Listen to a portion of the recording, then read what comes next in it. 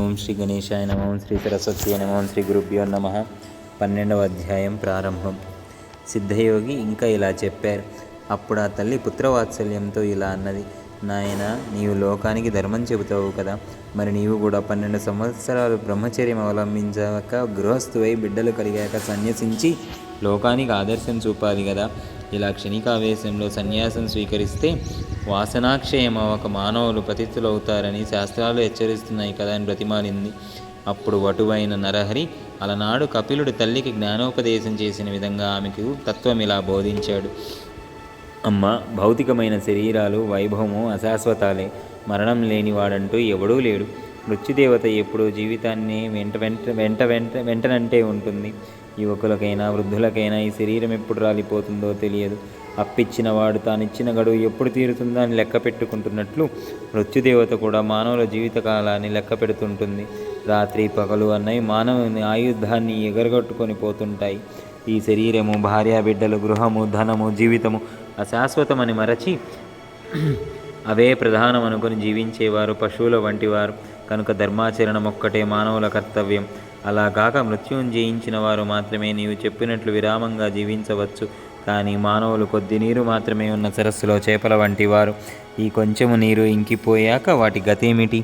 ఈ కలియుగంలో మానవునికి 100 ఏళ్ళ ఆయుర్దాయం.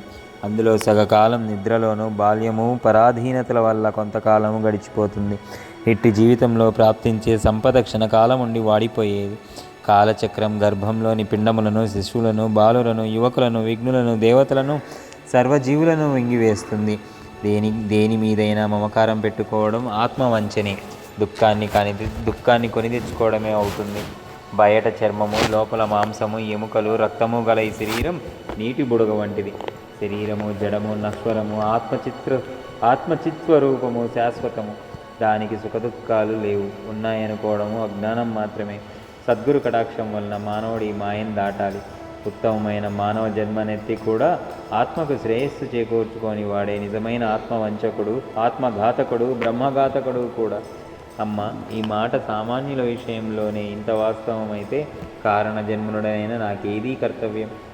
విషయ సుఖాలు వదల్లేని వారికి నీవు చెప్పినట్లు గృహస్థాశ్రమం తర్వాత సన్యసించడం అనే క్రమం తగి ఉన్నది. నాకట్టి విషయ వాసనలే లేవు గనక ధీమంతుడైన నాకు ఎట్టి విఘ్నాలు రాజాలవు. నేను బ్రహ్మచర్యాశ్రమం నుండే సన్యాసం తీసుకుంటాను. నన్ను ధ్యానిస్తూ ఉండు. సంసారాన్ని దాటగలవు అని యశోదకు బాలకృష్ణుడు చూపినట్లు తన దివ్య రూపాన్ని దర్శింపజేశాడు. ఆయన ప్రసాదించిన యోగ దృష్టితో ఆమె ఆ మూర్తిని కన్నులారా దర్శించి ఇలా అన్నది.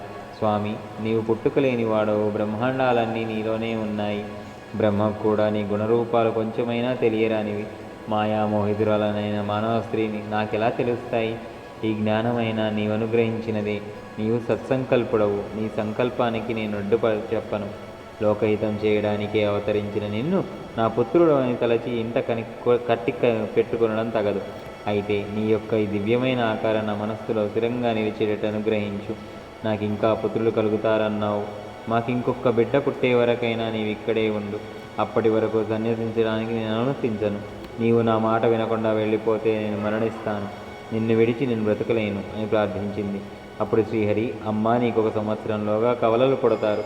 అంతవరకు ఉంటాను, కానీ ఆ తర్వాత నా సంకల్పానికి అడ్డు చెప్పకూడదని ఆమె వద్ద మాట తీసుకున్నాడు. అతడు పరమేశ్వరుడన్న జ్ఞానంతో స్వామిని ఆ దంపతులిద్దరూ నిత్యము అర్చిస్తుండేవారు. చతుర్వేద పారంగతులు, సత్శాస్త్ర నిపుణులు కూడా ఆయన వద్ద విద్యార్థులై కృతార్థులయ్యారు. ఆయన ఎందరికో వేదాలు బోధించేవారు. పామరులకు ఆయన ధర్మ సూక్ష్మాలు చెప్పేవారు. ఇలా సంవత్సరం గడిచేసరికి అంబకు 2 మగపిల్లలు పుట్టారు. వారికి 3 నెలలు రాగానే ఒకరోజు అంబ పిల్లలను ఆడిస్తుంటే నరహరి వచ్చి, అమ్మ, నేను చెప్పినట్లే వీరిద్దరూ పుట్టారు. నీకు ఇంకా 2 కొడుకులు, 1 కూతురు కలుగుతారు.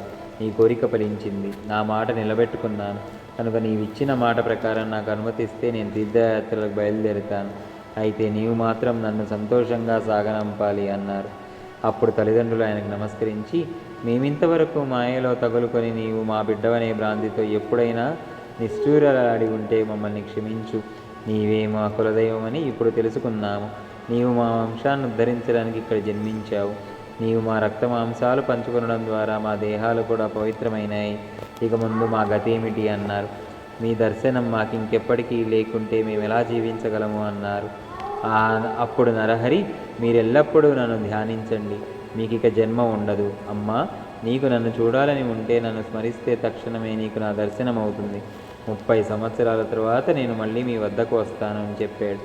అలా తల్లిదండ్రుల అనుమతి తీసుకుని ఆయన తలపై శిరస్త్రానము, కౌపీనము, కాషాయంబరము, చేతుదండము ధరించి చిరునవ్వులకిస్తూ మహాసంతోషంగా బయలుదేరాడు. ఆ దృశ్యం చూచిన జనం 9 సంవత్సరాల పిల్లవాడు ఇల్లు విడిచిపోవడానికి ఆ తల్లి ఎలా అనుమతిస్తున్నది అని ఆశ్చర్యపోయారు. కొందరు ఈయన అవతారమూర్తి, ఈయనకు కన్న తల్లిదండ్రులు ధన్యులు అన్నారు. సాధువులు ఆయన భగవంతుడనే భావంతో నమస్కరించారు. ఆ గ్రామస్తులందరూ కొంత దూరం వెళ్ళి ఆయనకు వీడ్కోలు చెప్పి తిరిగి వెళ్ళాక తల్లిదండ్రులు మరికొంత దూరం ఆయన వెంట వెళ్ళారు. అక్కడ నరహరి వారికి కర్పూరం వలె తెల్లగానున్న తన దత్తాత్రేయ స్వరూపము, తరువాత శ్రీపాద రూపములను దర్శనమిచ్చారు. అది తమ శని ప్రదోష పూజా ఫలితమేనని తలచి ఆ తల్లిదండ్రులు, మా జన్మలు ధన్యమయ్యాయి, మీరు దయతో మాకు మళ్ళీ దర్శనం ఇవ్వాలి అని వేడుకోగా ఆయన తప్పక మళ్ళీ దర్శనమిస్తాను అని మాట ఇచ్చి వాళ్ళను వెనకకు పంపారు. ఆ దివ్య దర్శన ప్రభావం వలన వారు తమ పుత్ర వ్యామోహం మరిచి భక్తిభావంతో వెనకకు వెళ్ళారు. నరహరి బద్రీనాథ్ దిక్కుగా బయలుదేరి దారిలో ఆనందకాననము అనబడే వారణాసి పట్టణం చేరారు. మొదట ఆయన గంగలో స్నానం చేసి ఆత్మస్వరూపమైన విశ్వనాథుని దర్శించారు. ఆ తర్వాత అచ్చట ఒక యోగ్యమైన స్థలంలో వజ్రాసనం వేసుకొని ప్రాణవాయువు కుంభించి కేచరీ ముద్రలో సంధానపరులై కూర్చున్నారు. ఆయన నిత్యము 3 వేళలా మణికర్ణికా ఘట్టానికి వెళ్ళి శ్రద్ధగా గంగా స్నానం చేసి వస్తుండేవారు. ఈ క్షేత్రంలో ఉన్న తపస్సులు, మునులు, సాధువులు ఆయనను చూసి ఆశ్చర్యచకితులయ్యారు. యవ్వనం కూడా పూర్తిగా రాకముందే అంతటి వైరాగ్యము, కఠోరమైన తపస్సు చూసి ఆయన యోగపూర్ణుడని తెలుసుకొని నమస్కరిస్తుండేవారు. అచ్చడి యతుల్లో వృద్ధుడు, శ్రేష్ఠుడు అయిన కృష్ణ సరస్వతి ఆయనకు భక్తితో నమస్కరిస్తుండేవారు. ఆయన సాక్షాత్తు అవతార పురుషుడని, సన్యాస మార్గాన్ని పునరుద్ధరిస్తాడని, ఆయన విశ్వగురుడైనప్పటికీ లోకోద్ధరణ కోసం మాత్రమే ఆదర్శప్రాయుడైన సాధకునిలా తపస్సు చేస్తున్నాడని, కనుక ఆయన వయస్సులో చిన్నవారైన జ్ఞానంలో వృద్ధులే గనక ఆయనకు యతులు కూడా నమస్కరింపవచ్చునని కృష్ణ సరస్వతి చెబుతుండేవారు. చివరికి ఆ కృష్ణ సరస్వతి స్వామి ఆదేశానుసారం ఆయన శిష్యులు నరహరి వద్దకు వెళ్ళి నమస్కరించి, స్వామి, మీరు పరమేశ్వరులే కానీ మానవ మాతృలు కారు. సజ్జనులను, ధర్మాన్ని ఉద్ధరించడానికి భూమిపై అవతరించారు. శ్రీ ఆదిశంకరుడు స్థాపించిన సన్యాస మార్గం దాదాపు లుప్తమైంది. దాన్ని మరలా మీరే నిర్దుష్టం చేసి విస్తరింపచేయాలి. అధికారులు కానీ వారికి ఈ మార్గం భయంకరమైనదైనా బుద్ధిమంతులకు సులభంగా ఆత్మానందమిచ్చే సన్యాస మార్గాన్ని మీరే పునరుద్ధరించాలి. సన్యాసులమైన మేము ఇప్పుడు మిమ్మల్ని సేవిస్తే లోకనింద ఏర్పడుతుంది, కనుక మీరు కూడా సన్యసిస్తే మేము కూడా మీ సేవ చేసుకోవచ్చు అని ప్రార్థించారు. నరహరి వారి ప్రార్థనను మన్నించి సత్సాంప్రదాయ సముద్ధరణ కొరకు శ్రీకృష్ణ సరస్వతి పాదులను గురువుగా స్వీకరించి శాస్త్ర పద్ధతిన వారి వద్ద సన్యాసం స్వీకరించారు. అప్పుడు గురువు ఇచ్చిన దీక్షానామం శ్రీ నృసింహ సరస్వతి. తర్వాత ఆయన కొంతకాలం కాశీపట్టణంలోనే ఉండి మానవులకు 4 పురుషార్థాలను ప్రసాదించగల వేదార్థాన్ని భక్తులకు ప్రవచించారు. అంతవరకు గురుకథను శ్రద్ధగా వింటున్న నామధారకుడు, స్వామి, నాకు ఒక సందేహం కలుగుతున్నది. విశ్వగురుడైన శ్రీగురునికి ఇంకొక గురువు ఎలా కాగలరు? గురువును ఆశ్రయించి ఆయన సాధించవలసినది ఏమున్నది అని అడిగాడు. సిద్ధయోగి ఇలా చెప్పాడు. పూర్వము శ్రీరామచంద్రుడు వశిష్ఠ మహర్షిని, శ్రీకృష్ణుడు సాందీపని మహర్షిని గురువులుగా వరించినట్లే శ్రీగురుడు కూడా శ్రీకృష్ణ సరస్వతి స్వామిని గురువుగా ఎన్నుకున్నారు. ఈ గురు సంప్రదాయం ఆనాది సిద్ధమైనది. దీనికి మూలపురుషుడు సదాశివుడు, ఆయన శిష్యుడు విష్ణువు, విష్ణువుకు శిష్యుడు బ్రహ్మదేవుడు. అటు తర్వాత గురు పరంపర ఇలా కొనసాగింది.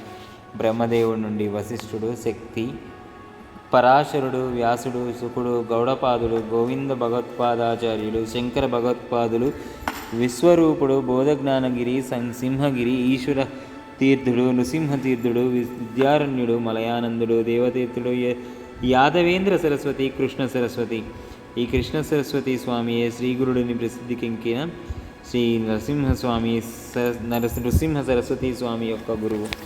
తరువాత శ్రీగురుడు తాము స్వయంగానే పవిత్రులైనప్పటికీ అనేక పుణ్యతీర్థాలు దర్శిస్తూ బదరికాశ్రమం చేరారు. తరువాత ఆయన మేరు పర్వతానికి ప్రదక్షిణంగా సంచరిస్తూ సర్వక్షేత్రాలు దర్శిస్తూ పుణ్యతీర్థాల్లో స్నానం చేస్తూ శిష్యులతో కలిసి గంగాసాగర సంగమం చేశారు.